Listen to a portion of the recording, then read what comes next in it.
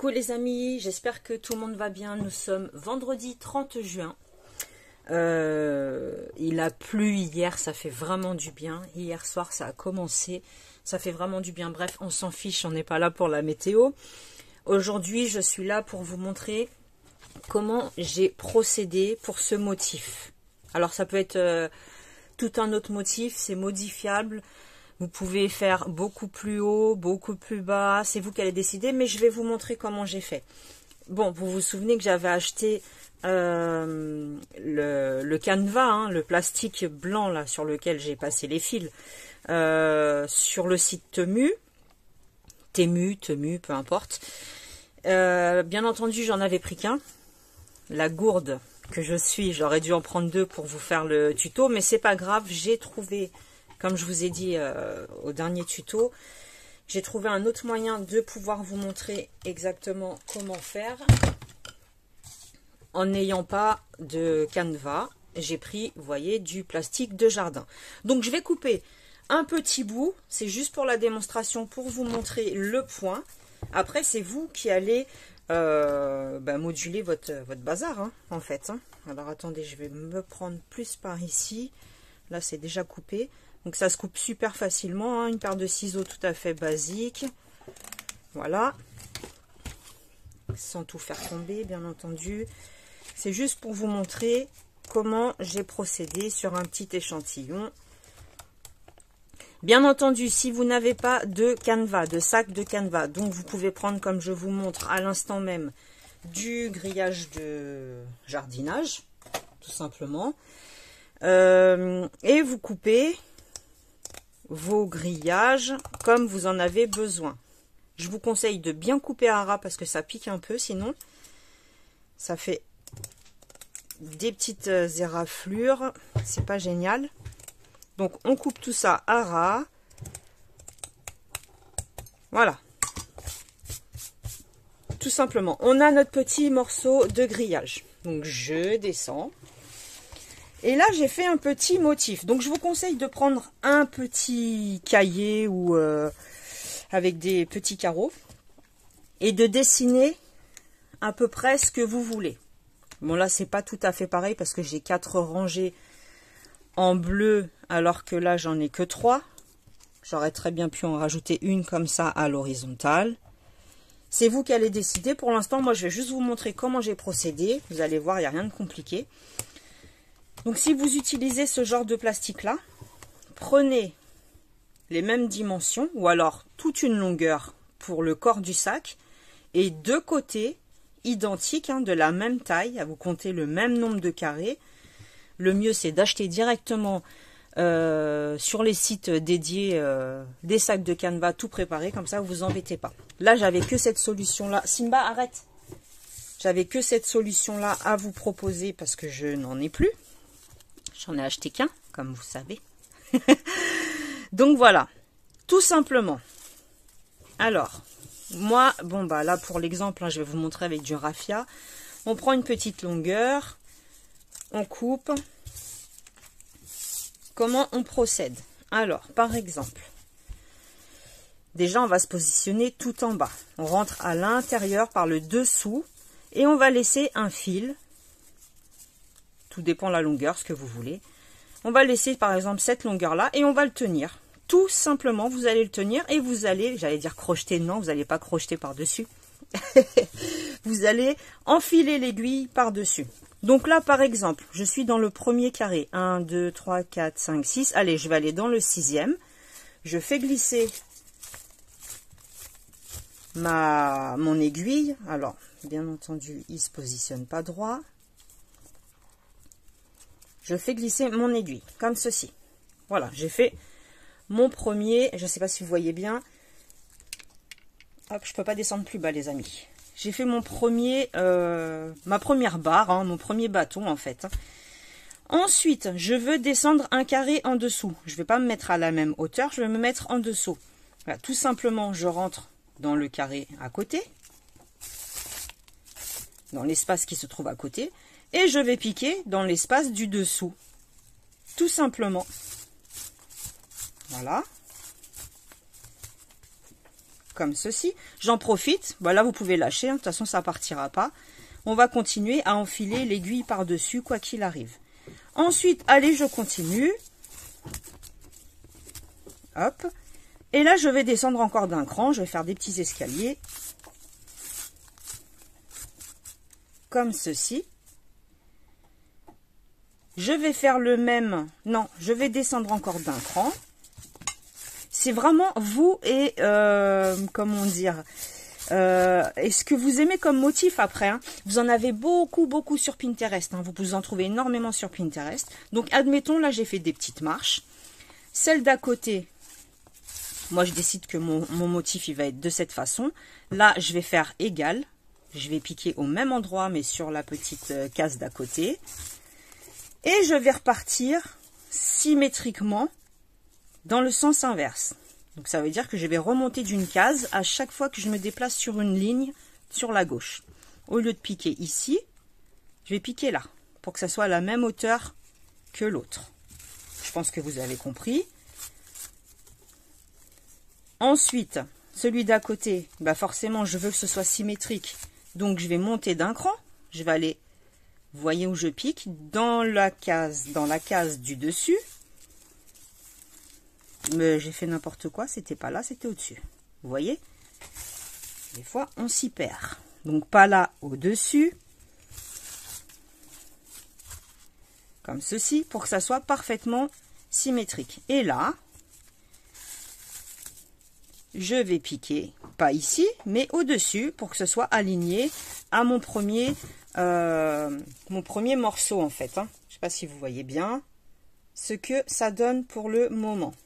Vous pouvez aplatir après hein, vos fils. Bon, là, il est un peu vrillé. Il est parti un peu sur le côté. C'est pas grave. C'est juste pour vous montrer. Et je vais recommencer le même schéma. Donc là, je suis ici. Vous voyez? Donc, je vais descendre. Au lieu de piquer ici, je vais piquer. Non, déjà, je vais piquer en bas pour commencer. Pour bien rattacher le fil. Peu importe ce que vous prenez comme matière. Vous pouvez même prendre... Attendez, je ne sais pas si je les ai ici. Comment ça s'appelle? Des rubans. Tac, tac, tac, tac, tac. Je n'en ai plus. Ah oui, je les ai tous utilisés. Mais vous pouvez même utiliser du ruban. Alors ça, c'est super beau. Je vais vous montrer un truc. Tout de suite, pendant que j'y pense, avant que j'oublie.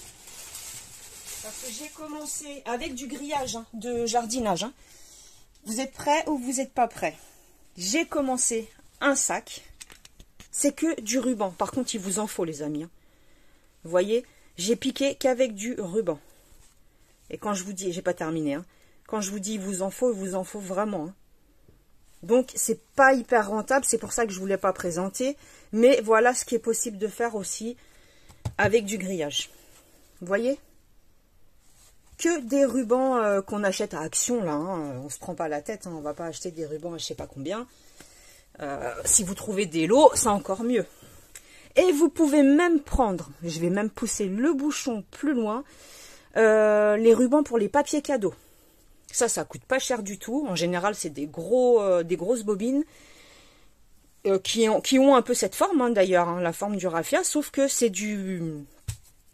Bah, ça glisse tout seul. Alors, je vais pas vous dire la matière, j'en sais rien. Allez, je poursuis. Donc, c'était juste pour vous montrer ce qui est possible de faire quand même. On peut faire énormément de choses. Donc, je poursuis. Une fois que j'ai piqué en haut, je suis obligée de repiquer en bas. Vous l'avez compris. Je redescends. Je me suis pas trompée là, non. Je redescends. De façon à ce que ce soit exactement pareil que sur le côté. Voilà. Là, j'en ai fait deux de la même taille. Je ne sais pas pourquoi, hein, ne me demandez pas, ça s'est fait comme ça tout seul. D'accord, donc là, je pense que vous avez compris. Ok. Maintenant, comment je m'y suis prise pour faire... là, on a travaillé en vertical. Comment je m'y suis prise pour faire les horizontales qui sont en bleu ici sur le sac? Je vais vous montrer ça de suite. Après, les couleurs, c'est vous qui allez jongler, c'est vous qui allez décider ce que vous voulez. Moi, je vous montre juste comment j'ai procédé. D'accord? Donc, je prends un petit morceau. Ça sert à rien que je fasse du gâchis. c'est pour vous montrer ce qu'il est possible de faire. Vous voyez sur la photo de la miniature, il n'est pas terminé, hein, je ne l'ai toujours pas terminé. Ça fait 2 jours que je fais du crochet, que je défais tout ce que je fais. Je ne sais pas pourquoi, et ça fait 2 jours, j'arrête pas de crocheter, mais je défais. Ça me plaît pas, ça me va pas. Enfin bref, on s'en fiche.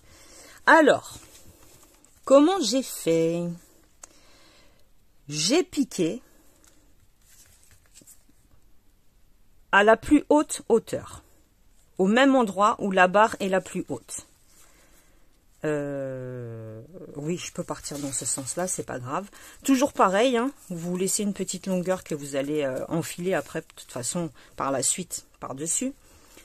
Donc, j'ai rejoint la même hauteur opposée, comme ceci.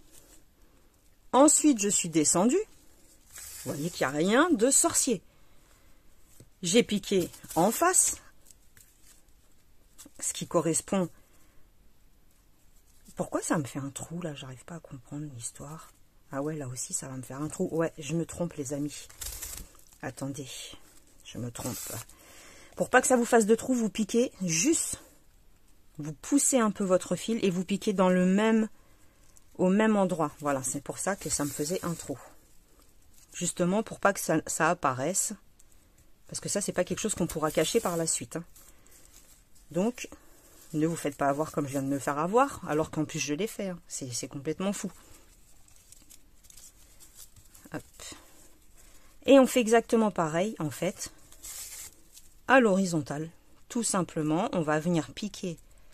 On va décaler un tout petit peu, histoire de passer l'aiguille, en comblant les trous. Bien évidemment, vous essayez de mettre vos... Comment ça s'appelle ? Votre raffia ou ce que vous utilisez bien droit. Vous voyez sur le ruban, par contre, ça se voit pas du tout. Que ça soit droit ou pas droit, on ne voit absolument rien. C'est génial. Et voilà. Tout simplement, le fil, celui-ci, vous le laissez en attente. Vous ne le coupez pas, hein, vous le laissez en attente.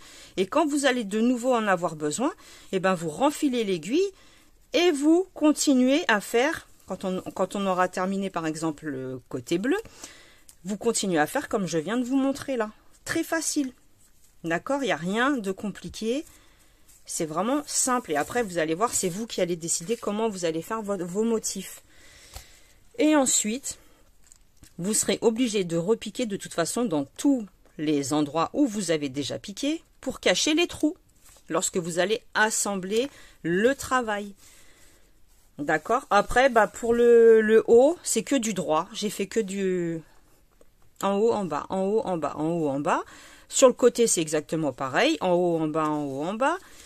C'est vous qui allez décider. Vous voyez, là, j'ai un peu... Il est cassé. J'ai cassé le côté, j'ai trop forcé. Ici, c'est vous qui allez décider comment vous allez faire. Toujours pareil. À votre appréciation, à vous. Et vous allez faire ça, donc ce motif-là, en interchangeant, par exemple... en changeant, pas en interchangeant, en changeant les couleurs, une fois bleu, une fois terre de sienne, une fois couleur sable, vous faites comme vous voulez, enfin bleu là, parce que là j'ai ces couleurs-là, mais vous faites comme vous voulez. Vous voyez, là on voit pas du tout. Hein. On voit pas, j'en avais plus, j'ai utilisé tous mes rubans, tous mes fils de ruban, je n'en ai plus les amis. Et comme je ne suis pas allée à Action, j'en ai pas racheté. Mais c'est pour vous montrer qu'avec du ruban, c'est magnifique. Donc là, c'est les couleurs variées. Hein, c'est ce que j'avais à la maison. Ça, le bleu, c'était une grosse bobine de bleu que j'avais.